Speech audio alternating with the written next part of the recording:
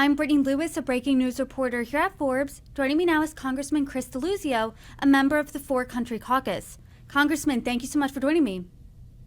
Hey, Brittany, thanks for having me on. The One Big Beautiful Bill Act, President Trump's nearly 1,000-page domestic policy legislation, was signed into law last week on 4th of July. You, along with every Democrat in the House, voted against it. So to start off the conversation, can you talk to us why you don't support this agenda?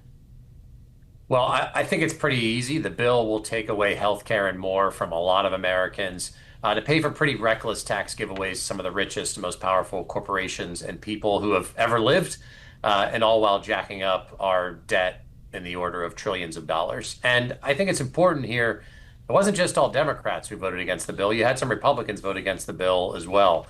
It tells you there was some bipartisan opposition here, which I shared the concerns on all those fronts, whether it was healthcare or food assistance, the fiscal irresponsibility. I actually was just meeting with some of the leaders of the building trades in Western Pennsylvania around Pittsburgh, talking about their concerns around the job killing parts of this bill. Even the National Building Trades Union called it perhaps the biggest job killing bill in the history of this country. And it did that, the bill, by taking away all of these tax credits that we're investing in lots of good new energy sources that now we'll see those jobs go away. And so I think all those things together really punched a wallop here, packed a wallop that could really hurt a lot of people in my part of the world and all over the country. To your point, some Republicans in the House and Senate voted with Democrats against this bill.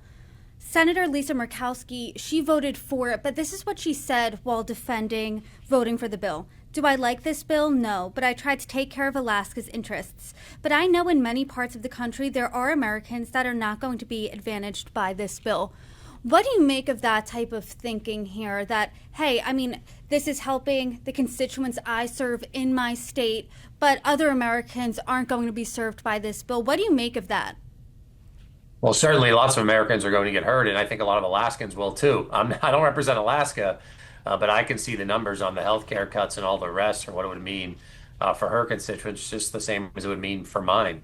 And I think our jobs are to fight hard for the people we represent and to fight hard for the country. And I look at this as the bill isn't just bad for Western Pennsylvania, where we see there are a bunch of hospitals at risk of closing. I've been hearing about concerns around nursing homes too.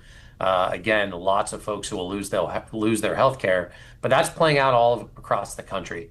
And so to me, standing up for Western Pennsylvania means the same as standing up for all Americans and voting against this bill. And again, I think it's important that you saw both some Republicans and all Democrats oppose the bill. So to see that bipartisan opposition mattered. Economists largely have the same takeaway when it comes to this legislation, that the poorest in America actually stand to lose money when you factor in different cuts to different programs, and the richest in America will become richer. In your private conversations with Republicans, how are they squaring that? You know, I think they're doing some magical math around the cost of the bill and the way the tax giveaways at the very top are going to happen. And I think they're better suited than me to describe their rationale for supporting the bill.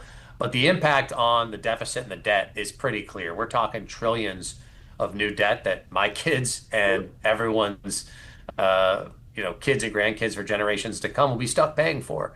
And I'm someone who thinks hardworking people, working class people in this country could use a tax cut.